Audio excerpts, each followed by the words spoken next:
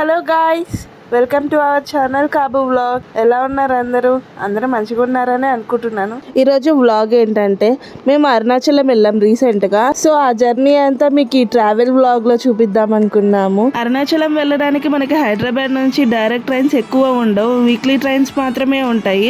రెగ్యులర్గా వెళ్ళాలంటే కష్టం అవుతుంది. సో మేము కాట్పాడి జంక్షన్ వరకు దిగి అక్కడ నుంచి వెళ్దామని డిసైడ్ అయ్యి సబరి ఎక్స్ప్రెస్ బుక్ చేసుకున్నాం. మనకి సబరి ఎక్స్ప్రెస్ మార్నింగ్ 6:30కి ఉంటుంది కాచిగూడ స్టేషన్ నుంచి. అండ్ అక్కడ నుంచి మనం కాట్పాడి జంక్షన్లో దిగాలి. మనకి కాచిగూడ నుంచి కాట్పాడి జంక్షన్కి 12 hours పడుతుంది. మేము మార్నింగ్ 6:30కి ఎక్కాము, ఇప్పుడు 6:30కి దిగాం నైట్. కాట్పాడి జంక్షన్ నుంచి మనం వేలూరుకి ఆటోలో వెళ్ళాలి. ఆటో వాళ్ళు అయితే ఛార్జెస్ చాలా అడుగుతున్నారు, చూసుకొని ఎక్కండి. మాకు 6 kilometersకి 150 రూపీస్ అడిగారు. అండ్ ఇక్కడ నుంచి వేలూరు బస్ స్టాండ్కి వెళ్ళిన తర్వాత మనకి నెంబర్ ఆఫ్ బస్సెస్ ఉంటాయి అరుణాచలంకి. అండ్ 2 hours జర్నీ ఉంటుంది. 2 hours జర్నీకి జస్ట్ 60 రూపీస్. అరుణాచలం వెళ్ళాక రూమ్స్ తీసుకొని ఇంకా టిఫిన్ తిందామని టిఫిన్ తీసుకున్నాము. అండ్ ఇక్కడ స్పెషాలిటీ ఏంటంటే అన్ని అరిటాకుల్లోనే సర్వ్ చేస్తున్నారు.